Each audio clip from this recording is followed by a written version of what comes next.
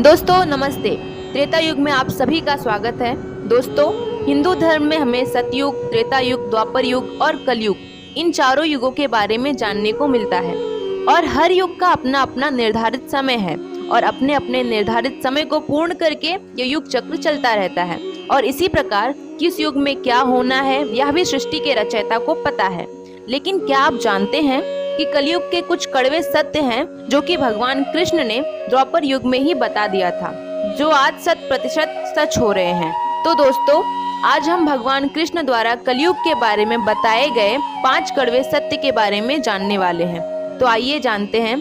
दोस्तों, भगवान कृष्ण ने महाभारत काल में ही कलयुग का विस्तार पूर्वक वर्णन किया था। कलयुग में लोग कैसे होंगे, जीवन कैसे व्यतीत होगा, लोगों का व्यवहार एक दूसरे के प्रति कैसा होगा, यह सब उस काल में ही बताया जा चुका था। दोस्तों, जब महाभारत काल में पांचों पांडव के मन में कलयुग के बारे में जानने की जिज्ञासा हुई, तब उन्होंने भगवान कृष्ण से पूछा कि कलयुग में मनुष्य कैसा होगा, लोगों के विचार कैसे होंगे और मोक्ष प्राप्ति कैसे होगी। यह प्रश्न सुनकर भगवान श्री कृष्ण ने पांचों पांडवों को वन में जाने के लिए कहा और यह भी कहा कि जो भी कुछ तुम वहां देखो मुझे विस्तार में आकर बताना। जिसके बाद पांचों भाई वन में जाकर वापस आए और भगवान श्री कृष्ण को क्या बताते हैं, चलिए जानते हैं। तो सबसे पहले युधिष्ठिर महाराज ने एक 2 सूंड वाले हाथी को देखा और वह बहुत ही आश्चर्यचकित हो गए।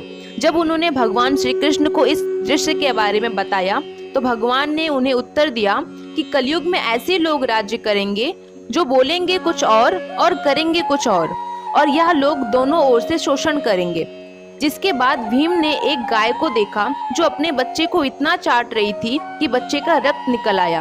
भीम यह देखकर दंग रह गए और भगवान कृष्ण से इसका अर्थ पूछा तो कृष्ण ने बताया कि कलयुग के मनुष्य अपने बच्चों से इतना आसक्त होगा कि ऐसी ममता के कारण बच्चों का विकास ही रुक जाएगा। यदि किसी का पुत्र साधु बनेगा तो सब उसके दर्शन करेंगे, परंतु यदि स्वयं का पुत्र साधु बना तो लोग दुखी हो जाएंगे, रोएंगे कि मेरा पुत्र किस राह पर जा रहा है, इसका क्या होगा। कलयुग के लोग अपने बच्चों को मोह माया और परिवार से ही बांधकर रखेंगे और उसका जीवन वही नष्ट हो जाएगा। फिर भगवान ने वास्तविकता बताते हुए कहा कि तुम्हारे पुत्र तुम्हारे नहीं बल्कि उनकी पत्नियों की अमानत है, पुत्रियां उनके पतियों की अमानत है, यह शरीर मृत्यु की अमानत है और आत्मा परमात्मा की अमानत है। जिसके बाद अर्जुन ने देखा एक पक्षी जिसके पंख पर वेद की ऋचाई लिखी थी, परंतु वह एक मनुष्य का मांस खा रहा था। यह देखकर अर्जुन हैरान हो गए। इस पर भगवान ने बताया कि कलयुग में ऐसे लोग होंगे जिन्हें विद्वान कहा जाएगा, किंतु उनकी मंशा यही होगी कि किसकी जल्दी मृत्यु हो और उसकी संपत्ति को अपना लिया जाए। व्यक्ति का ओहदा चाहे कितना भी बड़ा होगा, परंतु उसकी दृष्टि दूसरों की संपत्ति पर ही रहेगी। ऐसे लोग बहुत होंगे जो दूसरे के धन को छीनने को आतुर होंगे। वास्तविक संत तो कोई कोई ही होगा। जिसके बाद नकुल ने देखा कि एक भारी चट्टान पर्वत से गिरी और बड़े से बड़े वृक्ष भी उसे नहीं रोक पाए, परंतु एक छोटे से पौधे से टकराकर वह चट्टान वहीं रुक गई। इसका अर्थ बताते हुए श्री कृष्ण ने कहा कि कलयुग में मनुष्य की बुद्धि क्षीण होगी, उसका जीवन पतन होगा और इस पतन को धन या सत्ता के वृक्ष रोकने में सक्षम नहीं होंगे, किंतु हरि नाम रूपी एक छोटे से पौधे से मनुष्य का जीवन पतित होने से रुक जाएगा।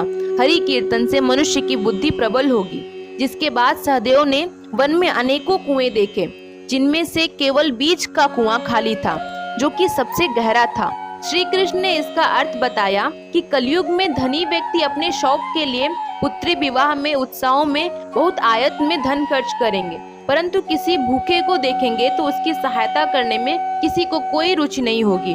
इंद्रियों की संतुष्टि, मदिरा पान, मांस भक्षण और व्यसन में धन खर्च किया जाएगा। जो लोग ऐसी आदतों से दूर रहेंगे उन पर कलयुग का नहीं बल्कि परमात्मा का प्रभाव होगा।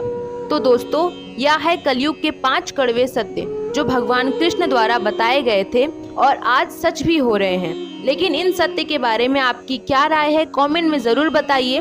वीडियो को शेयर भी करें और हमारे चैनल को सब्सक्राइब जरूर करें। वीडियो देखने के लिए आपका बहुत बहुत धन्यवाद। जय श्री कृष्ण।